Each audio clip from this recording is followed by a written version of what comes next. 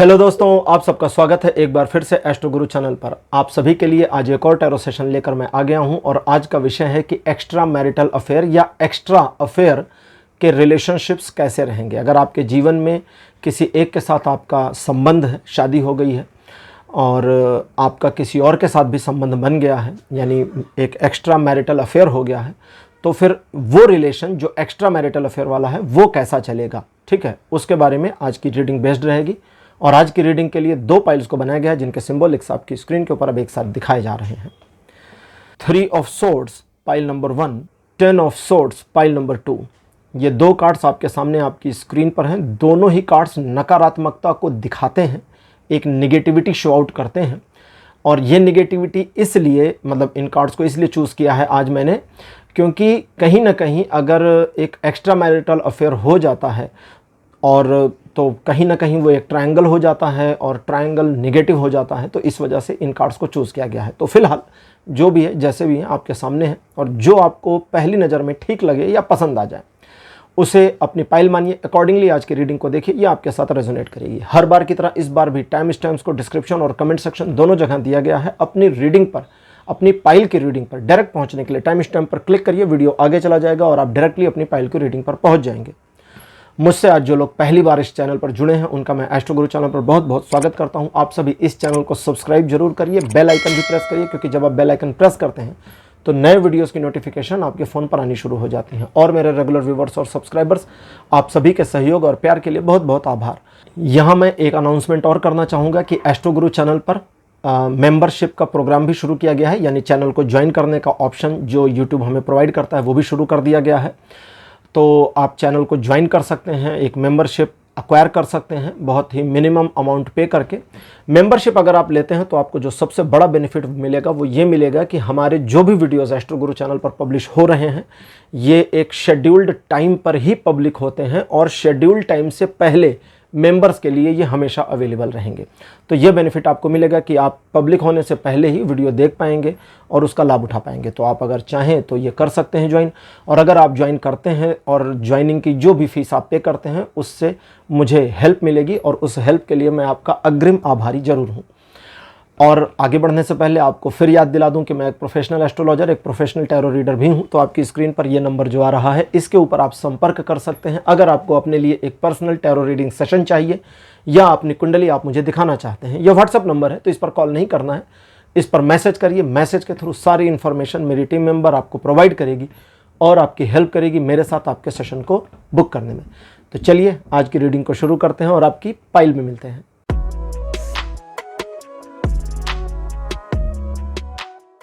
Hello pile number 1, आप सबका स्वागत है आपकी रीडिंग में। आपने 3 ऑफ द सोर्ड्स को चूज किया था, मेरे बगल में उसे लगा दिया गया है। चलिए रीडिंग शुरू करते हैं और देखते हैं कि एक्स्ट्रा अफेयर यानी एक्स्ट्रा मैरिटल अफेयर, इसमें आपके जो प्रेम संबंध हैं वो कैसे रहेंगे, इनका क्या हो सकता है, क्या सजेशन है, क्या वार्निंग है टैरो की।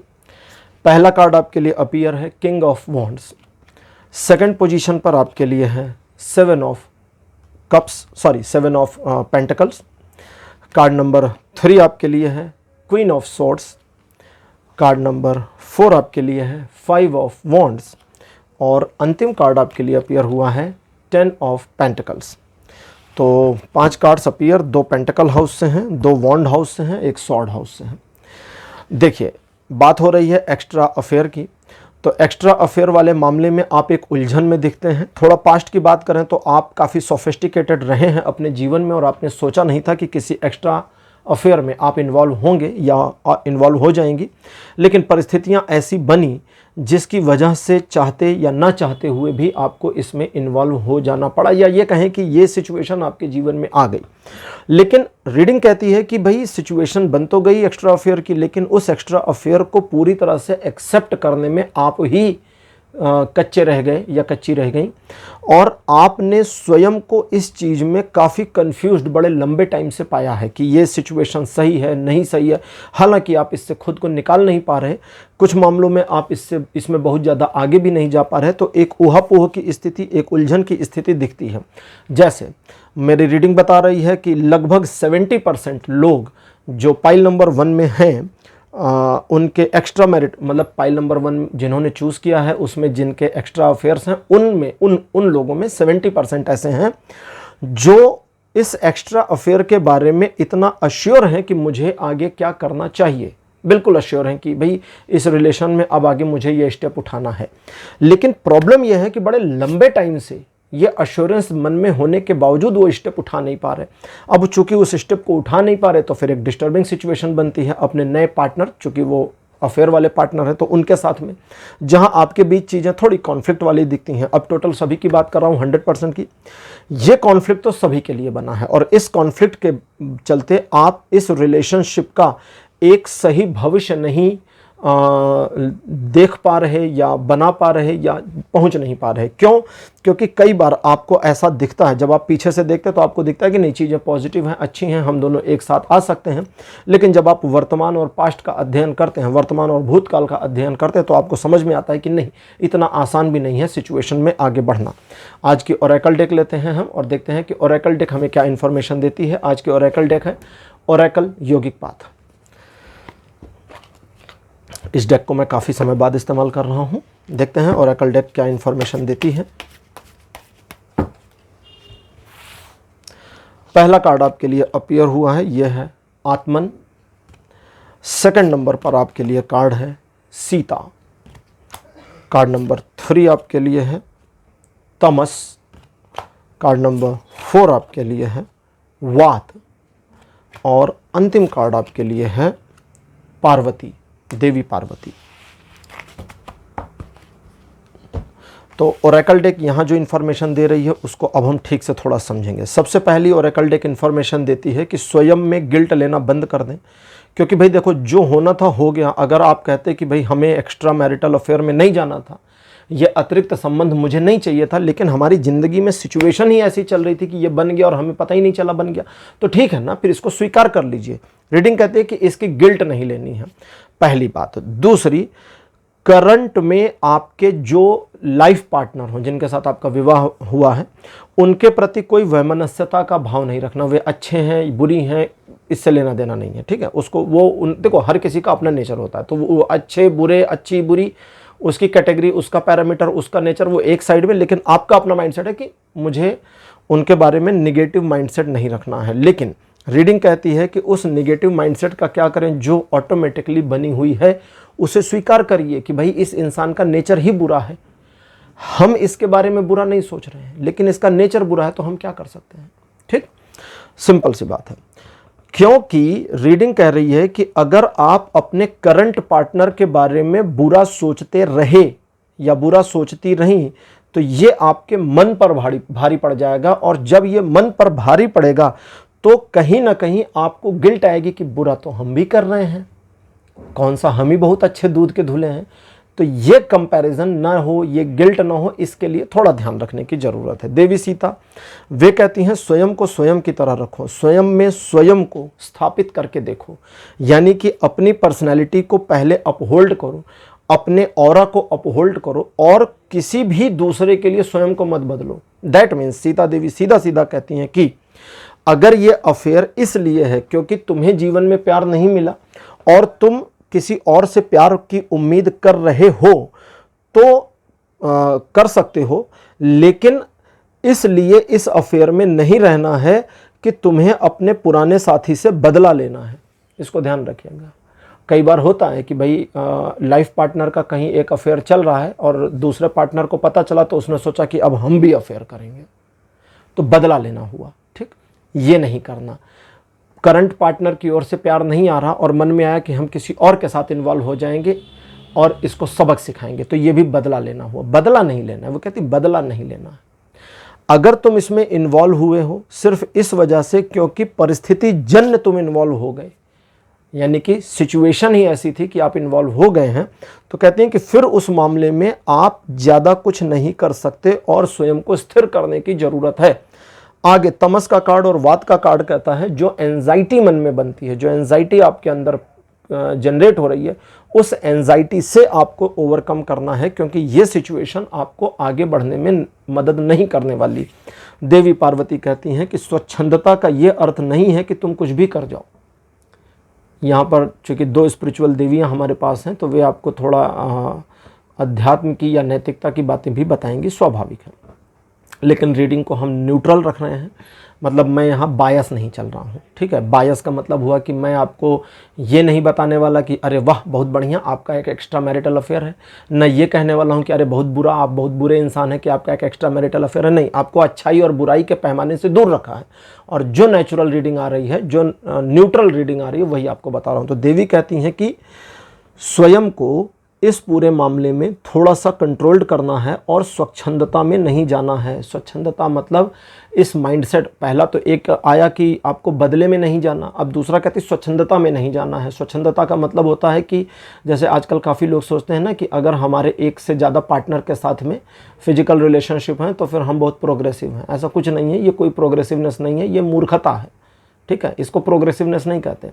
इसे तो जिन लोगों का आपके साथ अफेयर है या रिलेशन है उस तरह का, या किसी का भी है, इसको तो कहते हैं कि दोनों एक दूसरे का फ़ायदा उठा रहे हैं बस, ठीक है। फ्रेंड्स विद बेनिफिट, इसको ये कहते हैं। ये कोई प्रोग्रेसिवनेस नहीं है, ठीक है। प्रोग्रेसिवनेस तो वो होती है जहाँ पर लोग अपनी लाइफ में सक्सेसफुल हो रहे हैं। किसी रिलेशनशिप या कपड़ों का पहनना कि भाई हम इस तरह के कपड़े पहनेंगे तो प्रोग्रेसिव दिखेंगे, ऐसा कुछ भी नहीं है।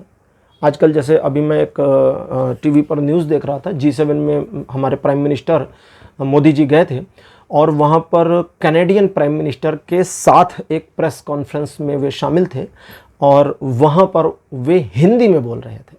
ये देखकर मुझे बड़ा बढ़िया लगा कि यार हमारा नेता हिंदी में बात करता है, तुम्हें अंग्रेजी में ट्रांसलेशन चाहिए, करो, लगाओ ट्रांसलेटर, दो किसी हिंदी अंग्रेजी ट्रांसलेटर को नौकरी, है ना। हम कहे तुम्हारे सामने अंग्रेजी में बोलें, जरूरत पड़ेगी तो हम आपस में इंग्लिश में बात कर लेंगे भाई उस प्राइम मिनिस्टर के साथ में, लेकिन ये करना बढ़िया चीज़ है। तो अपने आप को, स्वयं को कंट्रोल करना, ठीक।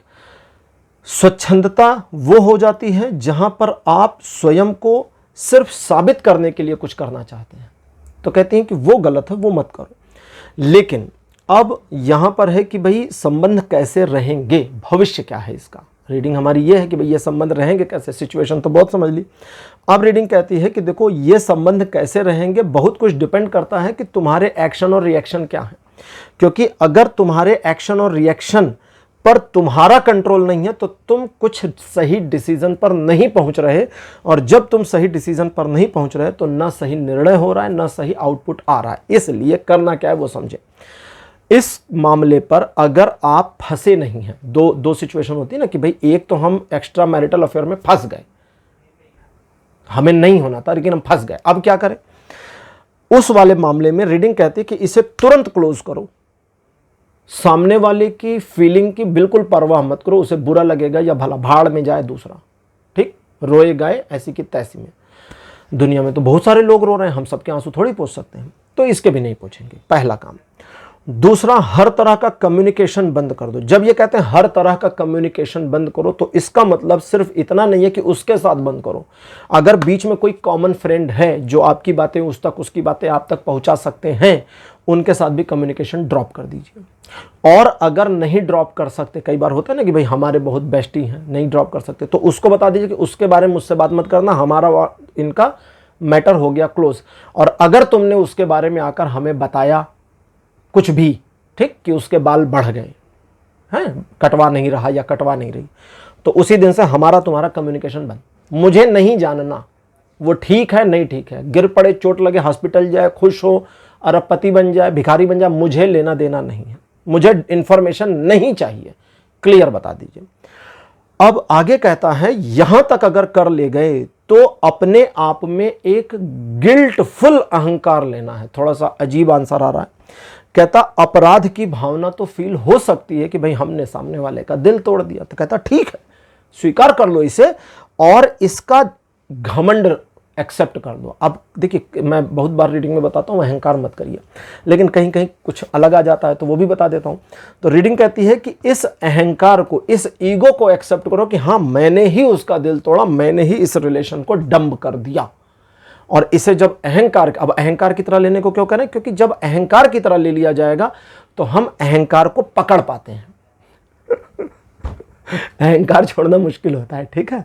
तो अगर इसे अहंकार की तरह ले लिया तो फिर क्लोज हो जाएगा, मैटर खत्म, बात खत्म। अच्छा, अब ये तो हो गया क्लोजर का। और उन मामलों में जहां आपको क्लोज नहीं करना, आपको इस पार्टनर के साथ कंटिन्यू करना है, तो वहां कहते हैं कि सबसे पहले तो स्वयं में विचार करें या किसी से सलाह मशवरा कर लें। अब सलाह मशवरा में आप 2-3 काम कर सकते हैं। पहला, अपने मित्रों से संपर्क कर सकते हैं, या आपके जान पहचान में कोई बुद्धिमान व्यक्ति हो जिसके बारे में आपको पता हो कि भाई ये पर्सन सही सलाह दे सकते हैं और प्राइवेसी भी रख सकते, तो उनसे बात कर लीजिए।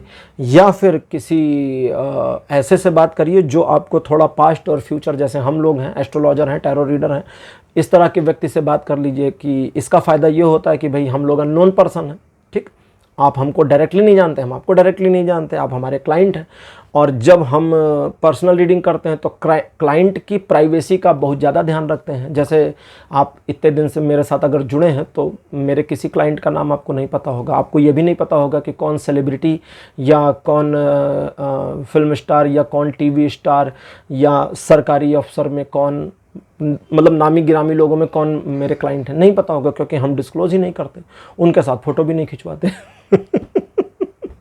क्योंकि ये सीक्रेट रखा जाता है, नहीं बताया नहीं जाता ना कि कौन क्या कर रहा है। तो इनसे बात कर सकते हैं। और दिए गए सजेशन पर अंतिम निर्णय आपको लेना है। ये भी आ रहा है कि आखिरी निर्णय उनका नहीं। जैसे मान लीजिए मुझसे ही आपने बात करी, मैंने कहा अच्छा ऐसा ऐसा कर लो, तो कहता नहीं नहीं नहीं, सजेशन मिल गया, अब रुको और खुद से डिसाइड करो कि क्या करना है, ठीक। उस वाले मामले में आपके लिए कहता है कि जहां आपको अपनी या फैमिली की सोशल इमेज की बहुत ज़्यादा परवाह है, वहां पर अपने फर्स्ट पार्टनर के साथ सिचुएशन को क्लोज करने पर सोचा जा सकता है, अथवा नए पार्टनर के साथ सिचुएशन को क्लोज करके फर्स्ट पार्टनर के साथ सेटल डाउन हुआ जा सकता है। अगर आप कंटिन्यू कर ले जाते हैं, जिसकी पॉसिबिलिटी पाइल नंबर 1 थोड़ी कमजोर आती है, जिसके वजह आप हैं, आपकी वजह से ये रिलेशन आगे एक स्मूथ वे में नहीं चल पा रहा। भाई देखिए, आपकी गलती है तो आपको बता रहा हूं। तो इस वजह से पॉसिबिलिटी एक अच्छे फ्यूचर की कमजोर आ रही है, और ये कमजोर पॉसिबिलिटी ये भी कहती है कि संबंध भविष्य में टूट सकता है। लेकिन अगर आपको ये बनाना है और आगे चलना है तो फिर आगे अच्छा हो सकता है, लेकिन करंट सिचुएशन को इंटेंस के साथ में, इंटेंशन के साथ में स्ट्रांगली मैनेज करना होगा। इसको आपको ध्यान रखना पड़ेगा। तो कुल मिलाकर के क्या, अगर आप ये जानना चाहते हैं कि अभी आप जिस रिलेशन में हैं एक्स्ट्रा अफेयर वाले, उसमें कंटिन्यू करना चाहिए, तो मेरे पास एक आंसर ये है कि अगर आप स्मूथनेस देख रहे हैं तो कंटिन्यू करिए, और डिफ़िकल्टी पिछले लंबे टाइम से चली आ रही है तो बस बंद कर दीजिए और आगे नहीं जाना। और अगर आगे जाना है तो स्ट्रिक्ट निर्णय लीजिए और आगे बढ़िए, वरना यहीं ख़त्म करिए, यही आपके लिए अच्छा रहेगा। पाइल नंबर 1 आज की रीडिंग आपके लिए कंप्लीट हो चुकी है। रीडिंग आपको कैसी लगी, अपने एक्सपीरियंस, अपने अनुभव कमेंट सेक्शन में जरूर लिखिएगा। इस वीडियो को लाइक करिए, शेयर करिए और चैनल को सब्सक्राइब करना मत भूलिएगा। अगले वीडियो में आपसे फिर मिलूंगा। Bye bye.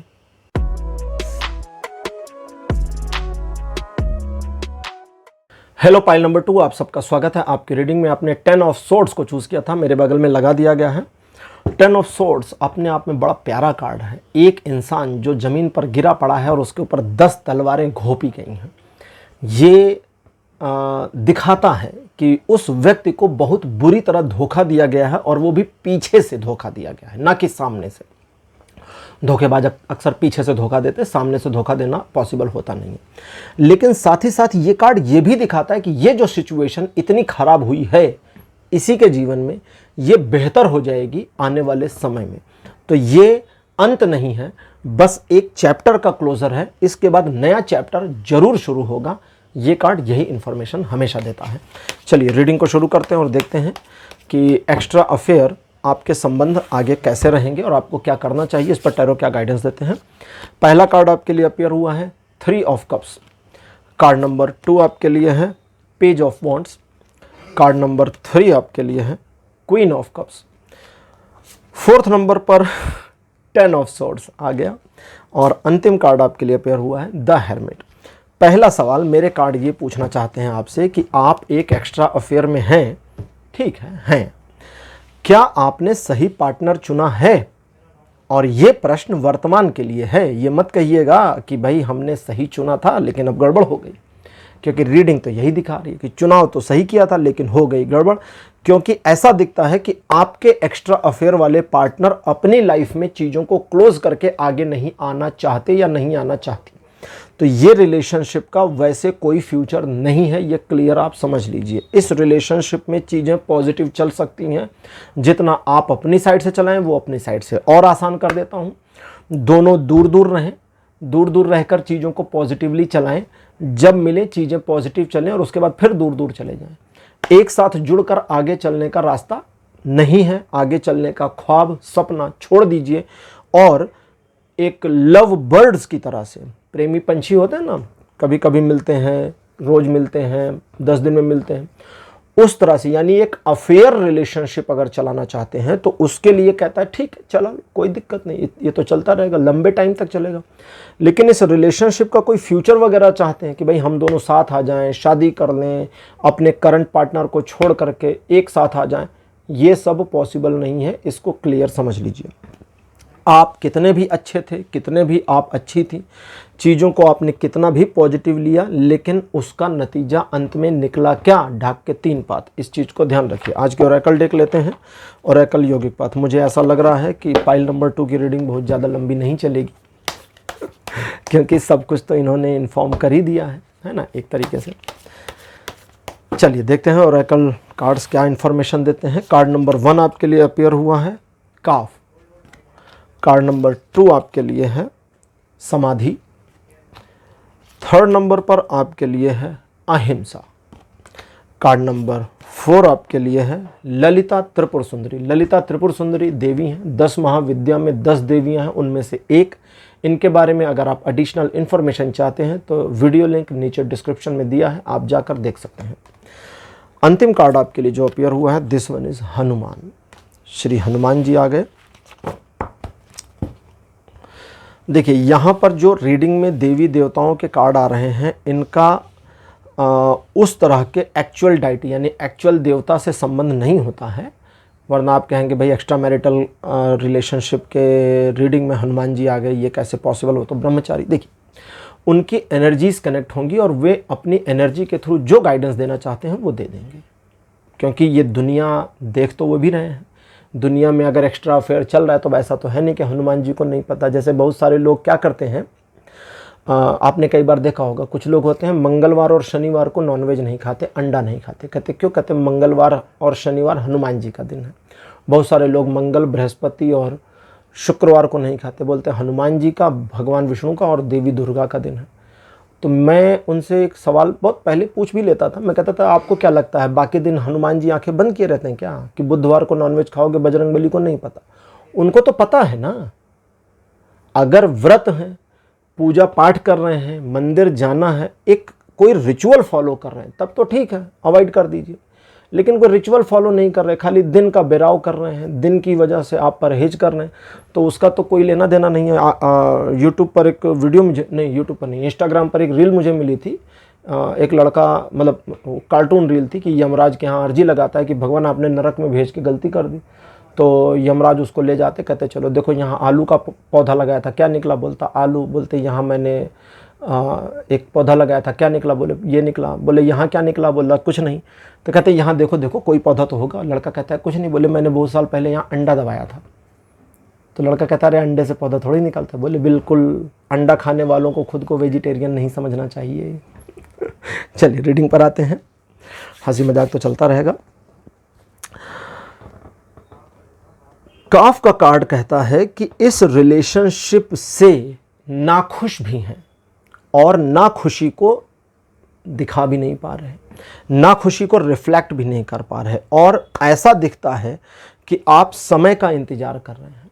अब करना क्या चाहिए वो देखिए, उसको समझिए। सबसे पहला कहता है कि अगर आप एक रिलेशनशिप में हैं तो करंट स्थिति को वस्तुतः स्वीकार कर लीजिए, रिलेशनशिप की नहीं, अपनी स्थिति को, कि आप आज जीवन में एक ऐसी स्थिति में आ गए हैं जहां आपके अपने रिलेशन के विपरीत या दूसरी साइड एक और संबंध आपका बन गया है। आज जीवन ने आपको ये दिन दिखा दिया, इसे स्वीकार करिए। थोड़ी गिल्ट आ सकती है बट स्वीकार करिए। और आगे कहती है रीडिंग कि स्वयं के प्रति बहुत ज़्यादा कठोरता नहीं करनी है।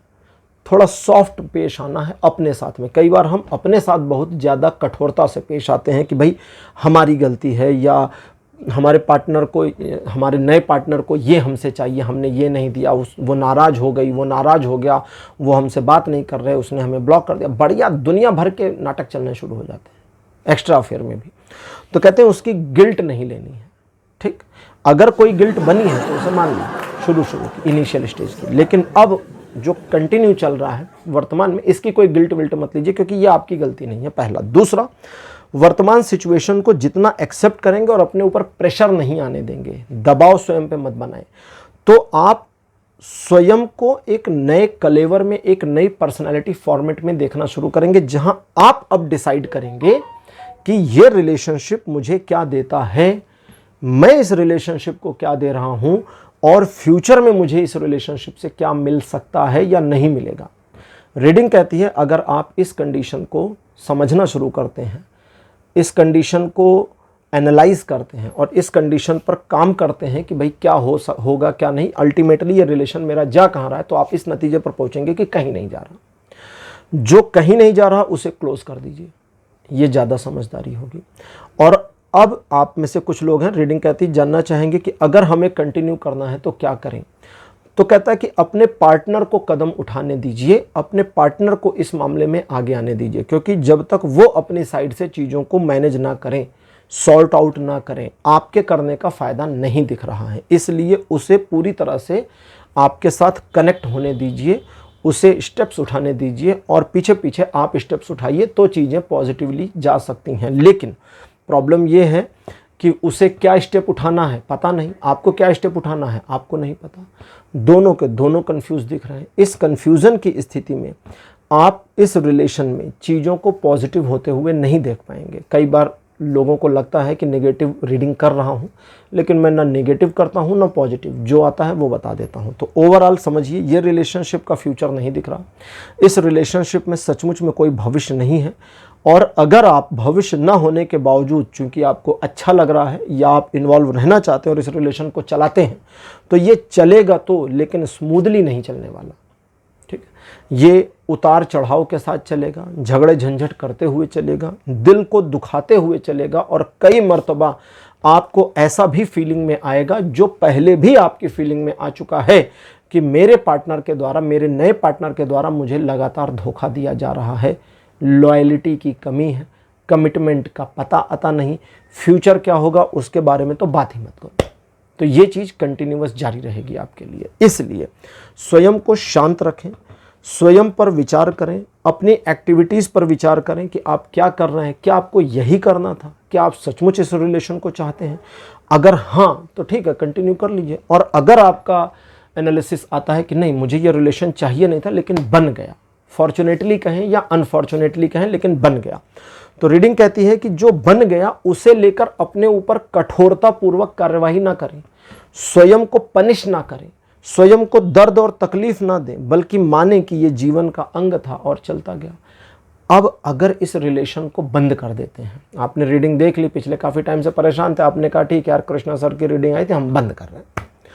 बंद करने के बाद क्या, उसके लिए आगे रीडिंग कहती है, कार्ड कह रहा है, इंटरप्रिटेशन आ रहा है कि अब ब्रेक लेना है, ब्रेक, रुक जाएं, 4 से 7 महीने का ब्रेक ले लीजिए। 4 महीने कम से कम, 7 महीने अधिकतम का ब्रेक ले लीजिए। इस ड्यूरेशन में आपको पुराने वाले के साथ रिकनेक्शन नहीं करना, किसी नए के साथ भी इंटरकनेक्ट नहीं होना। बीच में 4 से 7 महीने, 4 महीने कम से कम, वरना कायदे से कहें तो 7 महीने पूरे पूरे। तो टोटल 7 महीने के दौरान कोई भी आपको प्रपोज करे या इन्फ्लुएंस करे रिलेशन के लिए, तो आप लिटरली मना कर दें। अब सवाल है कि 7 महीने बीतने के बाद क्या होगा। तो 7 महीने बीतने के बाद आपका अपना मन शांत और पवित्रता में आ जाएगा। आप चीज़ों को अलग ढंग से समझ पाएंगे, पिछली गलतियों से सबक ले चुके होंगे, और अब अगर आप एक नए रिलेशन में जाना चाहते हैं या जाते हैं, तो आप नए पार्टनर के साथ वो प्रॉब्लम्स नहीं फेस करेंगे जो पुराने के साथ फेस करी थी। एक चीज और आ रही है, उसके बाद क्लोज कर दूंगा रीडिंग। आपके करंट लाइफ पार्टनर अगर इस पूरे मामले में आपको सॉरी करते हैं और कमिट करते हैं कि उनकी लॉयल्टी और लव आपके साथ आगे बना रहेगा, मतलब हो सकता है उसको पता हो सकता है उसको ना पता हो, ये मैं चेक नहीं कर रहा, चेक करना भी नहीं है। होता है ना भाई, कन्फ्लिक्ट चल रहा है, आपके पार्टनर ने आपको कहा कि देखो अब मुझ पर भरोसा करो, अब चीज़ें सही रहेंगी, ठीक, एक मौका और रिलेशन को देते हैं, किसी भी वजह से, वजह में नहीं जाते, तो रीडिंग कहती है कि उससे बात सिर्फ ये करनी है कि तुम्हें मेरे साथ 2 मामलों में राजी होना होगा। 2 प्रॉमिस ले लीजिए उससे। उसको कहिए कि तुम कम्युनिकेशन में ब्रेक नहीं करोगी या नहीं करोगे ब्रेक। कम्युनिकेशन में ब्रेक मतलब बातचीत करोगे, कभी हमारी तू मैं हो जाए, झगड़ा हो जाए, मुंह फुलाकर हम दोनों अलग अलग और चेहरा घुमाकर सो जाएं, तो सुबह उठ के सब भूल जाओगे, फिर कम्युनिकेशन शुरू, ठीक, पहला कमिटमेंट। अब रीडिंग कह रही है कि जब ये कमिटमेंट लो तो स्वयं भी दो। अब ऐसा नहीं कि उसने सुबह उठा और कहा हेलो डार्लिंग कैसे हो, और तुमने कहा देख बात मत कर मेरे से, रात को तुमसे लड़ाई हुई थी, भाग यहाँ से। ये जवाब नहीं देना है, फिर आपको भी कहना हाँ डार्लिंग मैं ठीक, तुम कैसी हो या तुम कैसे हो, ठीक, पॉजिटिव में आ जाना है। तो कमिटमेंट दोनों का होना चाहिए। और दूसरा आपको ये एक कमिटमेंट तो ये लेना है कि भाई कम्युनिकेशन में ब्रेक नहीं करेंगे, और दूसरा कमिटमेंट उससे लेना है कि आप दोनों के रिलेशनशिप को इम्प्रूव करने और एक दूसरे के बीच प्यार को बढ़ाने और प्यार को बेटर वे में लाने के लिए आप दोनों आर्टिफिशियल कोशिश करेंगे। सुनने में थोड़ा अजीब लगता है, आर्टिफिशियल कोशिश प्यार में कैसे, पहले समझ लीजिए। आर्टिफिशियल क्या है, जैसे कभी कभी होता है, मैं किसी कपल को पूछ भी लेता हूँ, आपने भी कभी कभी पूछा होगा कि क्या आप अपने पार्टनर को आई लव यू कहते हैं, तो बहुत सारे लोग शर्मा जाते हैं, कहते हैं नहीं यार हम नहीं कहते, शादी हो गई अब क्या आई लव यू कहना, अब तो पता है उसको। अरे पता है फिर भी बोलो ना। आप जो इंसान हो, आपको कोई भी कपड़ा पहना दे, कुछ भी पहना दे, एक चद्दर में कट करके सिर आपका घुसा दे और चद्दर के चारों ओर डोरी बांध दे, पूरा शरीर ढक गया, क्या लोग अब आपको नहीं पहचानेंगे कि आप कौन है? अभी भी लोग पहचान लेंगे। आप अच्छा कपड़ा पहने चाहे खराब कपड़ा पहने, गंदा पहने चाहे साफ पहने, है ना, ब्रांडेड पहने चाहे ठेले का पहन ले, लोग आपको थोड़ी भूल जाएंगे। लेकिन इसका यह मतलब थोड़ी है कि आप कपड़े ढंग से पहनना बंद कर दें, नहीं ना। तो कपड़े क्या हैं? आर्टिफिशियलनेस है। मैं यही टी शर्ट पहनकर हर वीडियो शूट कर दूं, आपको भी लगेगा यार क्या कृष्णा सर, यार आप मार्क जुगरबर्ग की तरह हो गए क्या यार, बंदे के पास एक ही टी शर्ट है, वही पहन के हर जगह चला जाता है, सभी को लगेगा, ठीक। तो ये कहते हैं कि इस चीज का ध्यान रखना है आपको। प्यार में जो आर्टिफिशियल आपको लगता है कि ये आर्टिफिशियल है, ये दिखावा करना है कि भाई हस्बैंड आने वाला है, मैं उसकी पसंद की 2 डिश बना कर रखूँ, लेकिन आपके दिल ने कहा अरे यार हमने 10 साल से नहीं किया, अब क्या करना है, ये तो दिखावे वाली बात हुई। करो, दिखावा करो, जरूरी है। आप अपनी पत्नी, मतलब घर जा रहे हैं, पत्नी के लिए आपने देखा भाई रास्ते में एक बच्चा फूल बेच रहा है 20 रुपए का, एक ले लीजिए यार, 20 रुपए बहुत बड़ी चीज़ नहीं होती है, उसे ले जाके दे दीजिए। एक चॉकलेट खरीद लीजिए, उसे ले जाके दे दीजिए। शादी को 5 साल हुए, 10 साल हुए, 20 साल हुए, कोई फर्क नहीं पड़ता, करके देखिए। ये आर्टिफिशियल है बट काम करता है, हमेशा काम करता है, क्योंकि जो आर्टिफिशियल है वो आपको ओरिजिनल तक पहुंचने की सीढ़ी की तरह मदद कर देगा। सीढ़ी तो आर्टिफिशियल चीज है ना, बांस की सीढ़ी लगाइए और कहीं ऊपर चढ़ना हो चढ़ जाइए। अब बताइए नेचुरली ऊपर गए या आर्टिफिशियल चीज का यूज करके? तो कहेंगे भाई हम आर्टिफिशियल चीज का यूज किए। आप घर के जो जीने बने होते हैं, सीढ़ियाँ बनी होती हैं सीमेंटेड, वो भी तो आर्टिफिशियल है, असली सीढ़ी थोड़ी है, मतलब वो ईश्वर ने थोड़ी ना बना के दी हमको। हमारा पूरा जीवन आर्टिफिशियल चीज़ों से भरा पड़ा है। तो अगर किसी संबंध को बेहतर करने के लिए थोड़ा सा बिहेवियर में आर्टिफिशियलनेस लानी पड़ती है तो कोई बुराई नहीं है। और रीडिंग कहती है कि अगर ये करते हैं और दोनों पार्टनर इक्वली थोड़ी सी मेहनत करते हैं तो 6 महीने से साल भर के अंदर आपके रिलेशन न्यूट्रलाइज हो जाएंगे, चीज़ें पॉजिटिव हो जाएंगी। और अगर नहीं करना तो एक्स्ट्रा मैरिटल अफेयर में क्या करना है वो तो बता ही चुका हूँ। पाइल नंबर 2 रीडिंग कंप्लीट हो गई है। आज की रीडिंग आपको कैसी लगी, अपने एक्सपीरियंस, अपने अनुभव कमेंट सेक्शन में जरूर लिखिए। इस वीडियो को लाइक करिए, शेयर करिए और चैनल को सब्सक्राइब करना मत भूलिएगा। अगले वीडियो में आपसे फिर मिलूंगा। Bye bye.